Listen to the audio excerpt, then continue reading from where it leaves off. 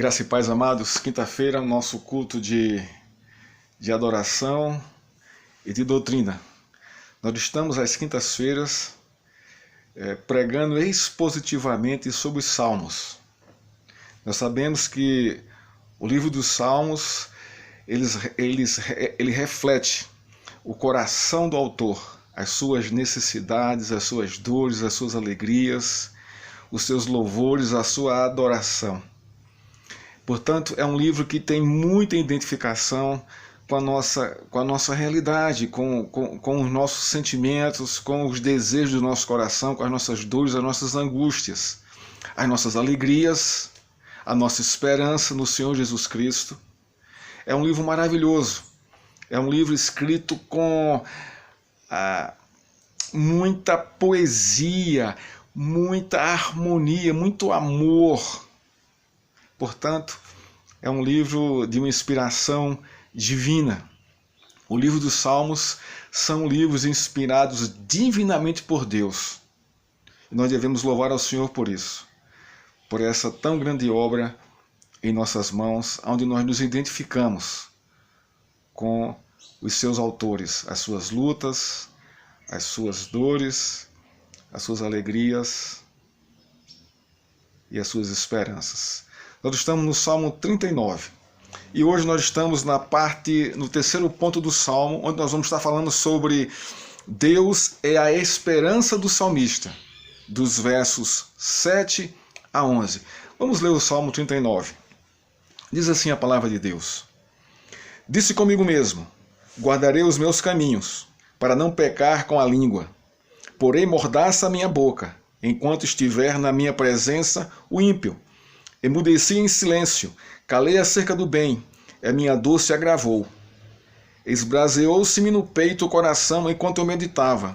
Ateou-se o fogo, então disse eu com a própria língua: Dá-me a conhecer, Senhor, o meu fim, e qual a soma dos meus dias, para que eu reconheça a minha fragilidade.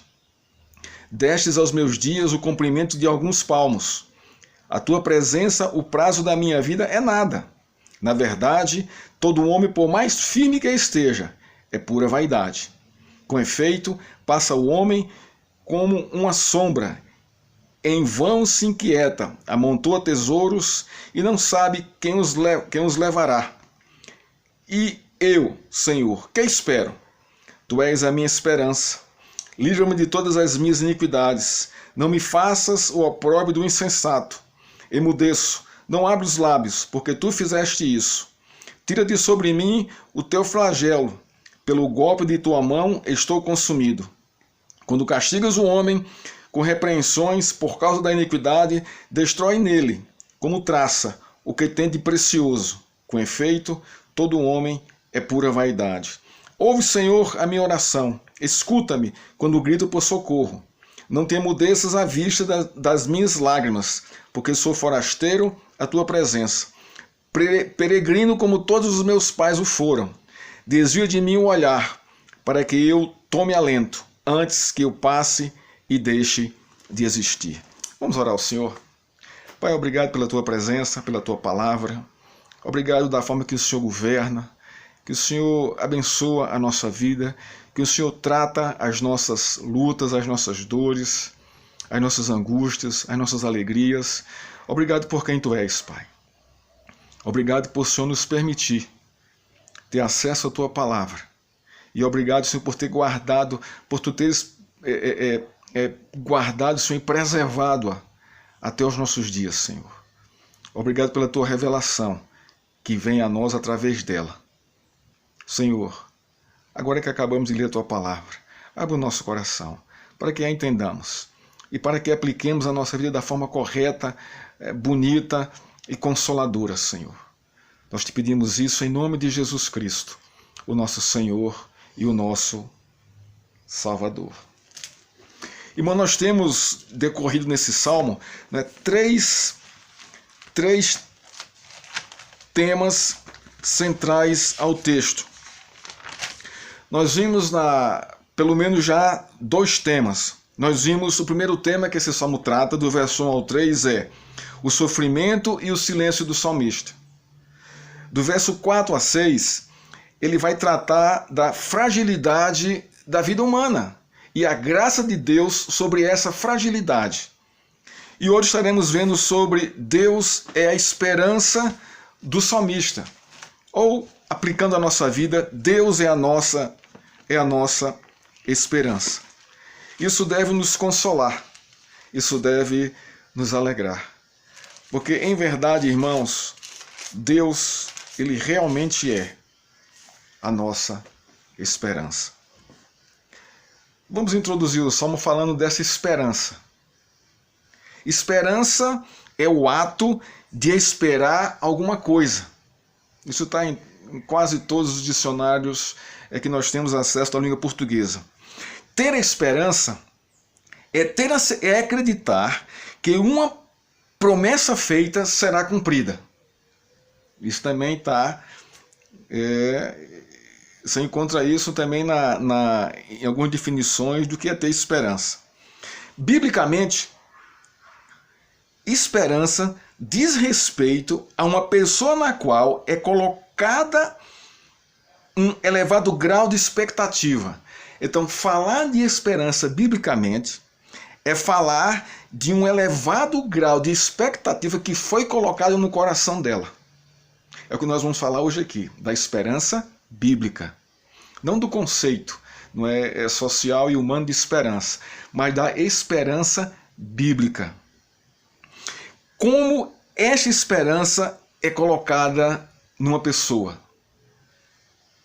1 Pedro 1,3 traz isso maravilhosamente. Diz o texto: Bendito o Deus e Pai de nosso Senhor Jesus Cristo, que segundo a sua muita misericórdia, nos regenerou para uma viva esperança, mediante a ressurreição de Jesus Cristo dentre os mortos.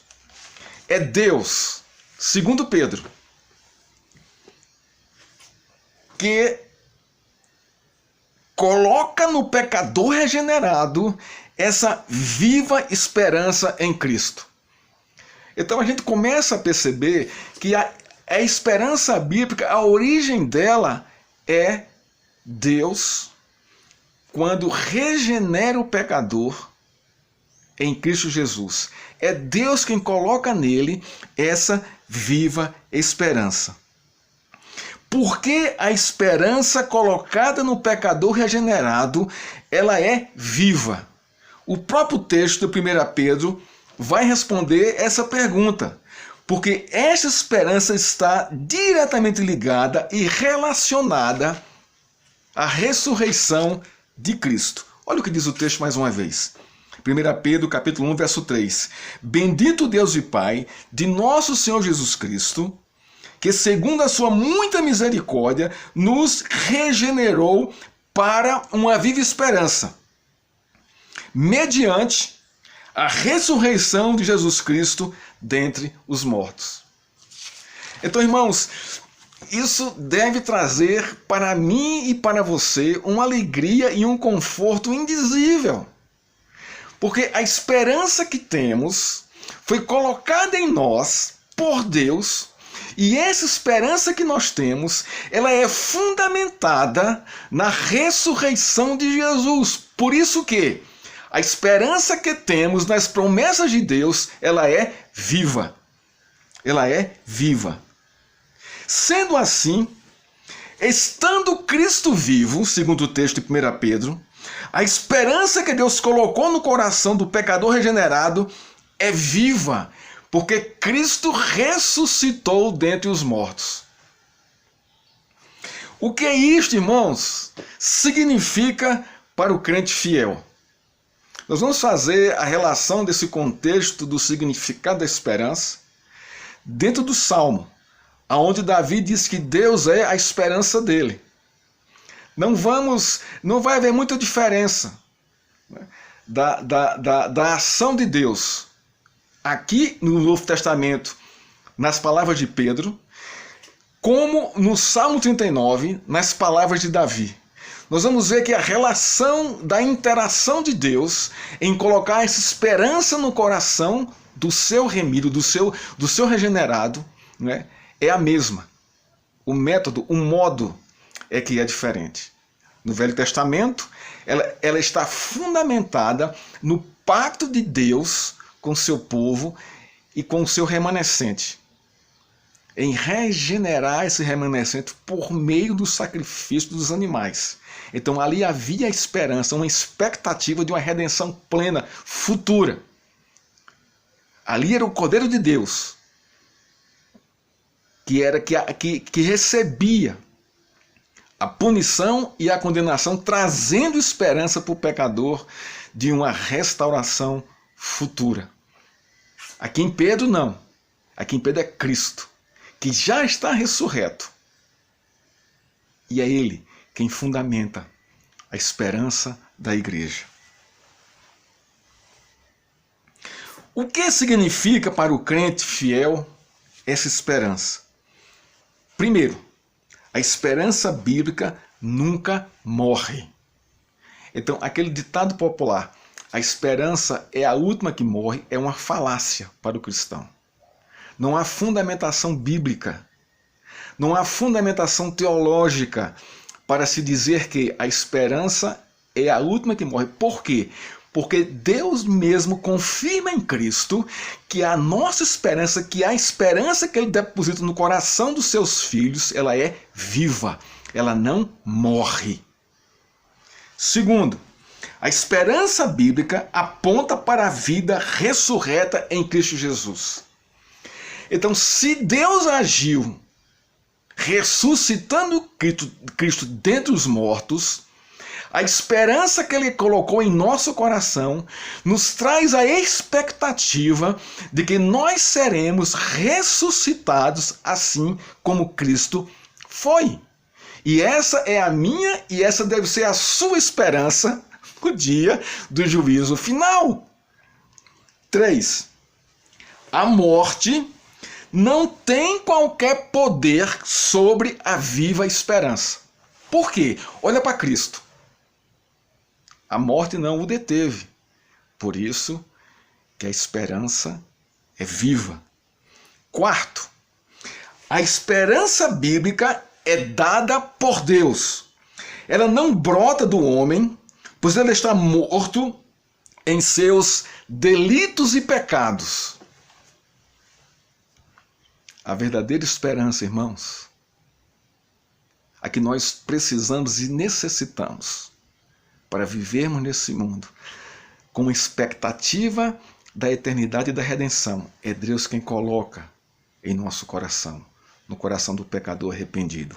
E quinta implicação da esperança viva para o crente fiel. A viva esperança traz a expectativa fiel e verdadeira da herança incorruptível, sem pecado, permanente, reservada nos céus para os pecadores regenerados por Deus mediante o sacrifício de Jesus Cristo. Essa esperança viva, irmãos, ela nos joga para a eternidade. Porque ela é uma esperança que nos promete, cria em nós a expectativa de uma herança incorruptível, sem pecado, permanente, reservada nos céus, aos regenerados mediante o sacrifício de Jesus Cristo.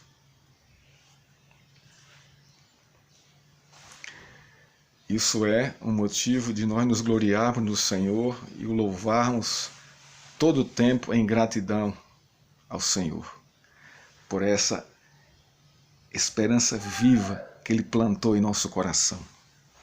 Efésios capítulo 2, versos 12, revela a condição do pecador sem a regeneração de Deus, ou sem essa esperança viva em seu coração.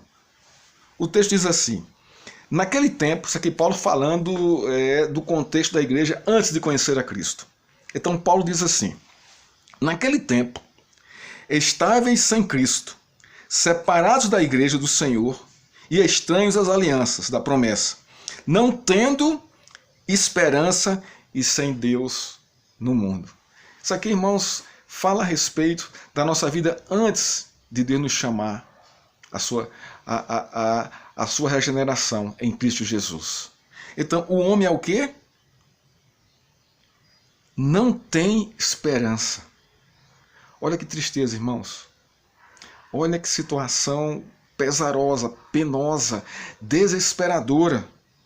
O homem sem a esperança bíblica é um desesperado, sem qualquer expectativa real da vida após a morte. Essa é a realidade de grande parte, da maior parte da humanidade, daqueles que ainda não foram regenerados pela graça e pelo poder de Deus. O homem sem esperança viva de Deus no coração é um zumbi andando em densas trevas. Em densas trevas. O apóstolo Paulo, em sua carta à igreja de Roma, afirma no capítulo 5, verso 5. Olha que coisa bacana aqui. Ora, a esperança não confunde, porque o amor de Deus é derramado em nosso coração pelo Espírito Santo, que nos foi dado de livre e espontânea vontade. Vou ler mais uma vez isso aqui. Ora, a esperança não confunde, porque Deus derramou do seu amor em nosso coração. Ela não se perde, ela não se confunde, ela não se mistura com as impurezas dos conceitos filosóficos humanos. Não. Porque ela brota do derramar do amor de Deus em nossos corações. O verbo aqui, irmãos, confundir, no texto de Romanos 5, verso 5, traz o significado de envergonhar, humilhar, desiludir. Sendo assim, a expressão "a esperança não confunde" significa: a esperança de Deus não envergonha, não humilha, não traz desilusão para seus filhos, para aqueles que foram chamados por meio da morte de Jesus Cristo. Então Paulo está aqui mostrando aqui a certeza da viva esperança e dos seus propósitos no coração do crente fiel. A esperança de Deus não envergonha, não humilha e não desilude ninguém. Ninguém aqui são seus filhos, a sua igreja. Enquanto que a esperança que há no mundo, ela morre, ela envergonha, ela humilha e ela desilude quando ela não cumpre a expectativa daquele que espera alguma coisa. Mas o cristão, o crente fiel, nunca será envergonhado, humilhado e desiludido pela esperança viva do Senhor, plantada no coração do crente fiel por meio de Cristo Jesus. Voltemos agora para o Salmo 39, 7. Então nós vimos aqui a introdução a respeito da esperança, que Davi fala aqui no verso 7. No verso 7 do Salmo 39, Davi diz: E eu, Senhor, que espero? Olha que pergunta interessante, dentro do contexto do Salmo. Tu és a minha esperança. Por que Davi fez essa pergunta, irmãos? Por que Davi fez essa pergunta? E por que Davi mesmo responde ao seu questionamento?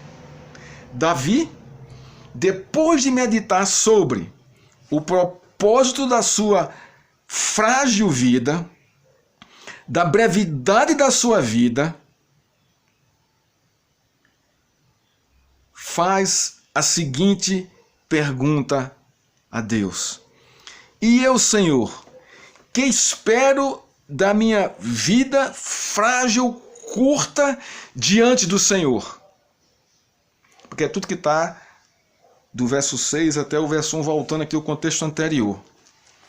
Ele mesmo responde: diante dessas circunstâncias, após meditar na fragilidade da vida humana, da brevidade da vida humana e dos propósitos da vida humana, que muitas vezes são propósitos vazios, são propósitos de pura vaidade, como o Salmo também vai dizer, Davi chega à seguinte conclusão: Tu és a minha esperança. Irmãos, isso mostra, essa resposta de Davi, nos mostra a dependência plena que ele tem de Deus. Davi entendeu profundamente que o propósito da fragilidade da vida humana é que ela dependa de Deus. O propósito da fragilidade da vida humana é a dependência de Deus. Tu és a minha esperança. Porque sou frágil, minha vida é curta e meus propósitos de vida muitas vezes estão fundamentados na minha própria vaidade, não nos teus propósitos. Por isso, Senhor, eu não posso ter esperança em mim mesmo, nem nas coisas, nem nas pessoas, nem na minha riqueza, nem na minha posição como rei de Israel, nem nas regalias que esse reino me trazem, porque isso é pura vaidade. Mas o Senhor é a minha esperança. O que a resposta de Davi diz a ele mesmo? Primeiro, que ele não tem em si mesmo as respostas do sentido, do objetivo da vida, por ela ser frágil, rápida em sua existência. Davi não tem em si mesmo a resposta da fragilidade da sua vida, do curto espaço de tempo dela, em face às circunstâncias. Ele não tem resposta também para dar a respeito dos açoites da vida. Segundo, as respostas que provavelmente ele teria era baseada em suas experiências pessoais que não traziam a esperança para a fragilidade e a brevidade da sua vida. Por isso que ele pergunta. Por isso que a resposta de Davi é: Tu és a minha esperança, porque eu não tenho em mim mesmo a resposta para a minha fragilidade e para a minha brevidade da minha vida. Nem as minhas experiências que eu estou tendo na minha existência estão me dando essa resposta. Mas o Senhor é a minha esperança. Terceiro, Davi, após meditar sobre a realidade da sua fragilidade, reconhece que Deus é o Deus da viva esperança. Tu és a minha esperança. Irmãos, nós estamos vendo aqui o conflito aqui do salmista, não é? Diante da limitação, da limitação existencial dele. Ele não encontrou as respostas para as suas fragilidades, para a brevidade da sua vida e para os propósitos da vida fora de Deus.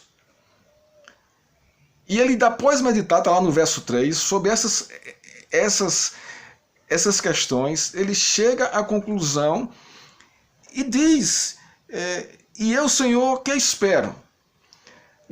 De tudo isso que eu meditei, que eu estou vivendo e experimentando. O que é que eu espero disso tudo? Eu não espero nada. Por quê? Porque não está aí a resposta que eu quero. E essa situação não vai me dar a resposta. Por quê? Porque a resposta é: Tu és a minha esperança.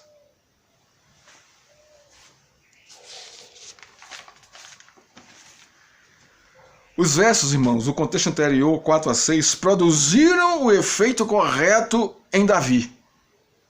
Isso é que é interessante. Apesar do seu sofrimento e frustração, Davi, ele percebe, ele tem um entendimento de que a sua esperança é Deus. Ele confia em Deus. Ele confia em Deus. A fé bíblica nos ensina que em meio aos enigmas da vida e ao futuro, o crente deve esperar em Deus, em suas promessas reveladas em Cristo Jesus. Porque, irmãos, na verdade, nós não temos as respostas para os enigmas da vida.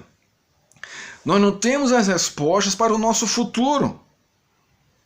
E qual é a nossa lição? A lição que esse texto nos ensina: a nossa dependência de Deus.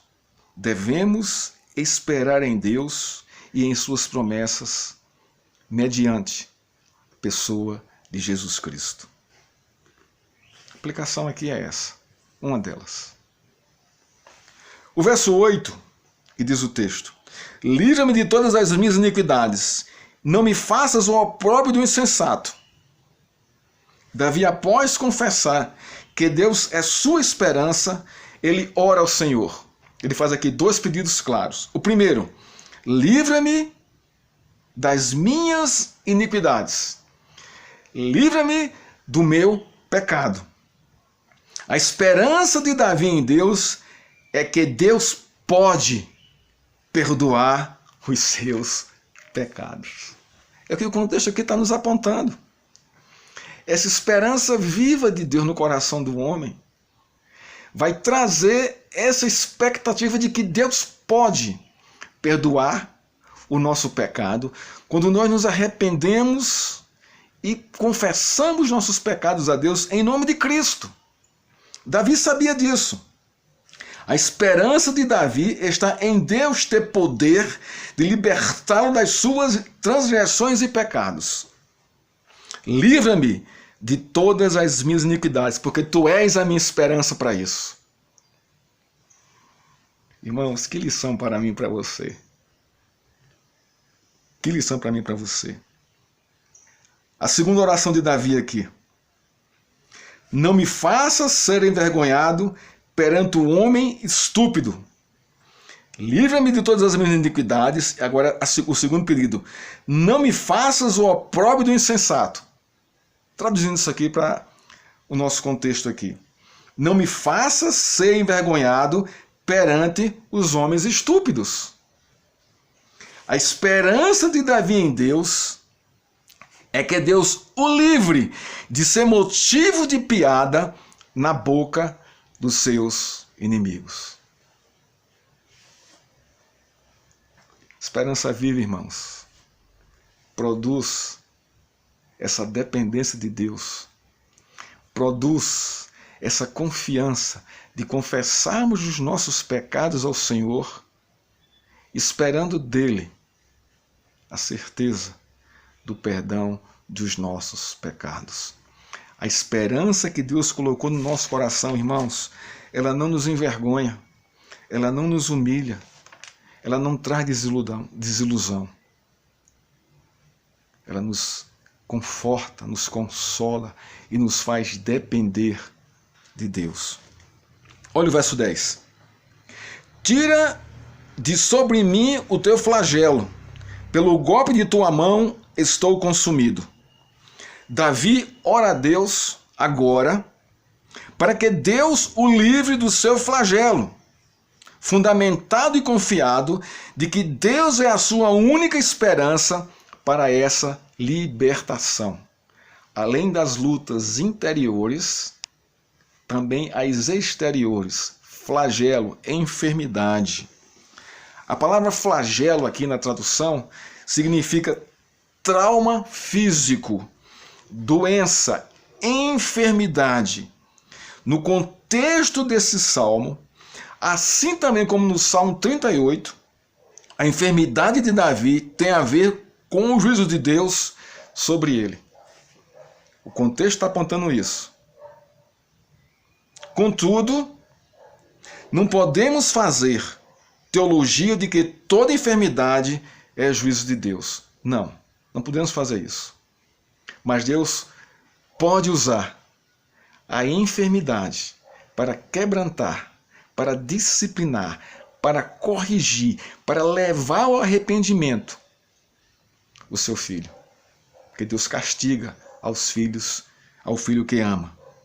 O correto, nesse verso 10 aqui, é crermos que Deus julgará o homem por suas iniquidades. Todos estarão diante do juízo de Deus, prestando conta dos seus atos. Isso aqui é a teologia correta. Que Deus julgará e julga os atos de todos os homens. E que julgará no futuro, logo ali, todos os atos dos homens.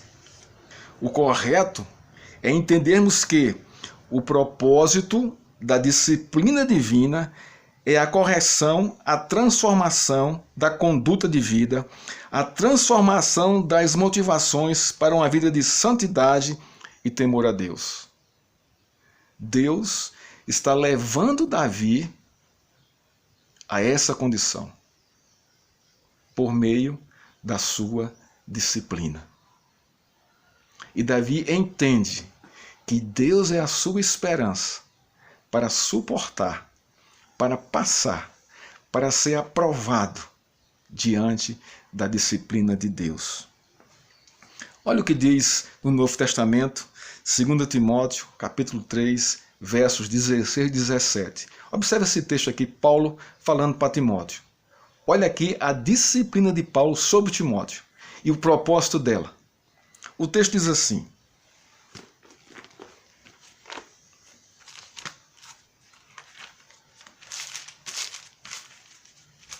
esse texto é riquíssimo a respeito da disciplina.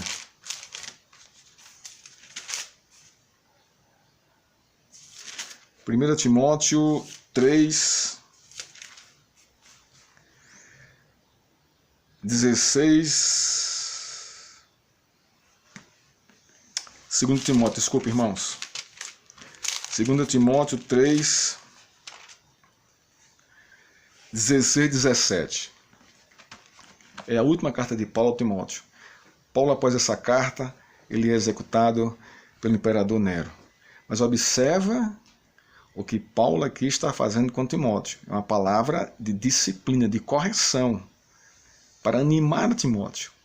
E por ser inspirada, Deus usa Paulo para exortar, disciplinar a Timóteo. Toda a Escritura é inspirada por Deus, no caso aqui os Salmos também são. E útil para o ensino, para a repreensão, para a correção, para a educação na justiça. Isso aqui o que é? A disciplina de Deus sobre os seus filhos, sobre o seu povo. Agora, olha o objetivo. A fim de que o homem de Deus seja perfeito e perfeitamente habilitado para toda boa obra.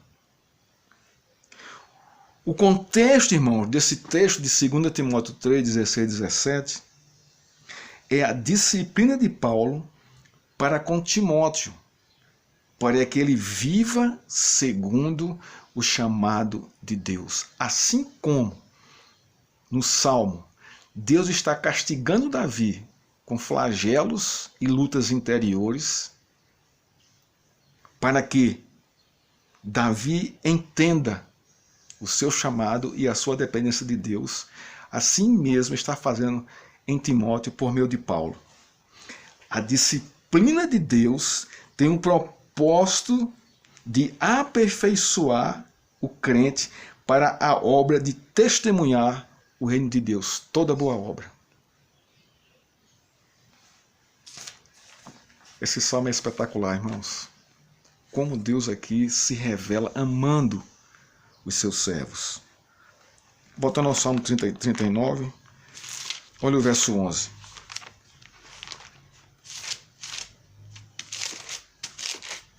Olha o que o texto diz aqui.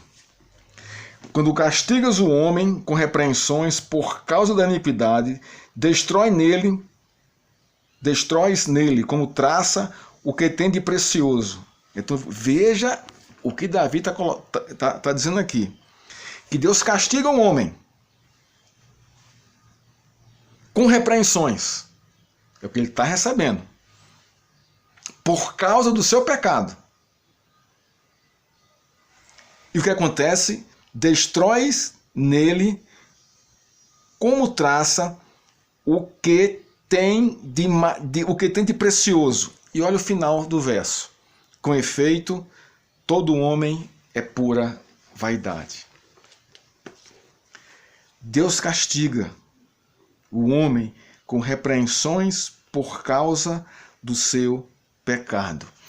Deus destrói o que ele tem de mais precioso.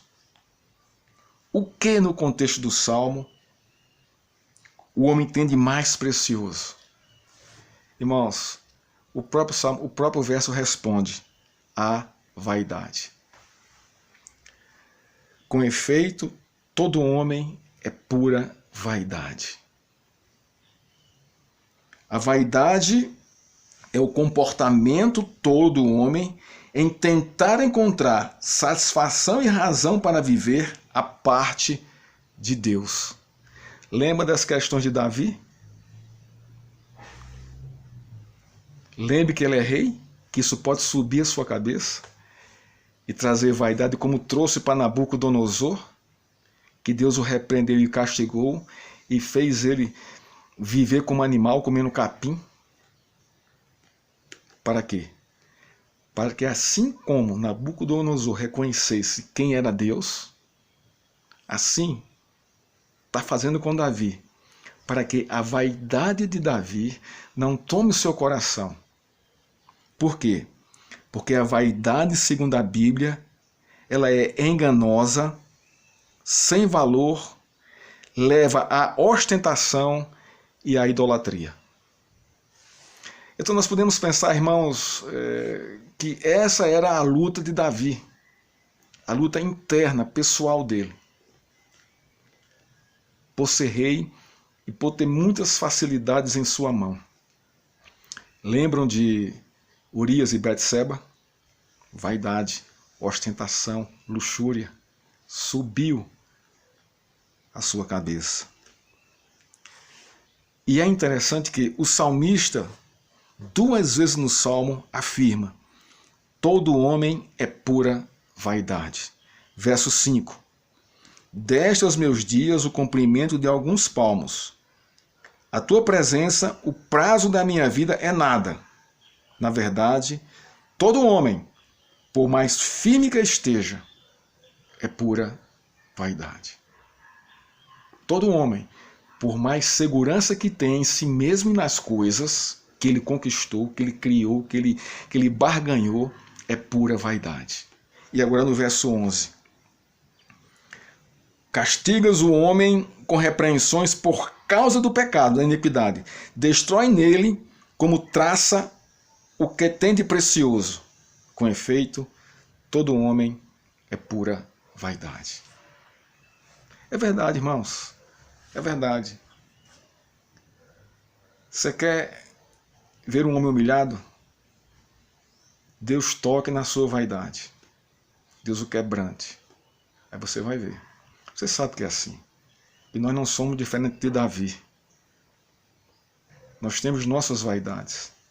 E muitas vezes precisamos que elas sejam quebradas, destruídas por Deus. Para ter Deus no centro. Para que a nossa vaidade não se torne uma idolatria. E não nos engane a respeito da vida e da esperança. Seria este o pecado do salmista? Seria este o motivo do castigo de Deus sobre ele, a sua vaidade? Seria esta a luta interior de Davi após meditar e ver que ele percebia nele essa vaidade? Estaria Davi reconhecendo o seu pecado diante de Deus e pedindo o livramento dele? Senhor, Livra-me da vaidade. Livra-me, Senhor, desse sentimento. Livra-me dessa percepção, dessa segurança que há em mim.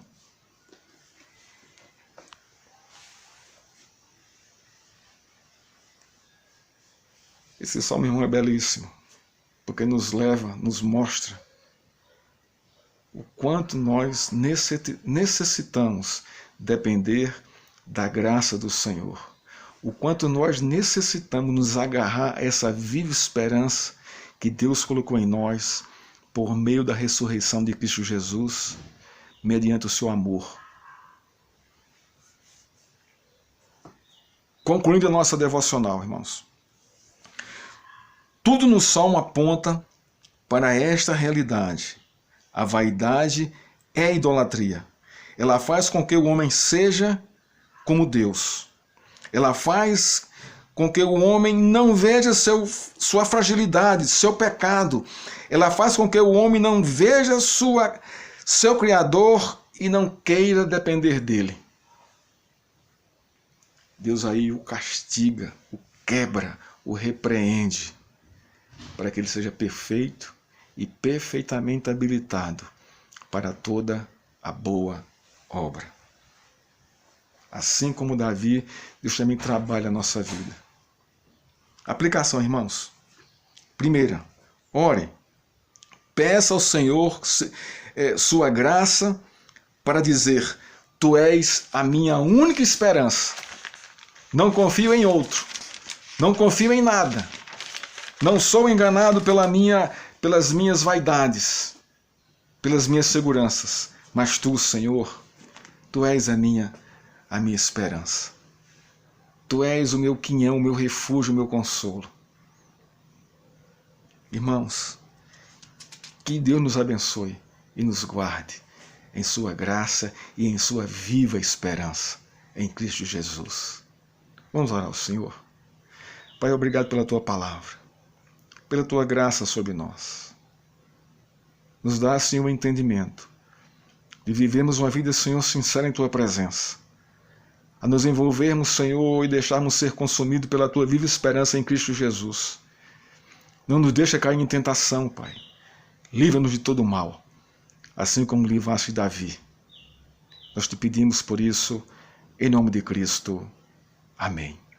Irmãos, abra o seu boletim, ore pelos nossos pedidos, ore pela sua família, ore pelo nosso país, pelos nossos irmãos, ore para essa situação do coronavírus, para que logo, logo em breve nós estejamos juntos, comungando como corpo de Cristo e celebrando o nome do Senhor. Que Deus nos abençoe. Amém.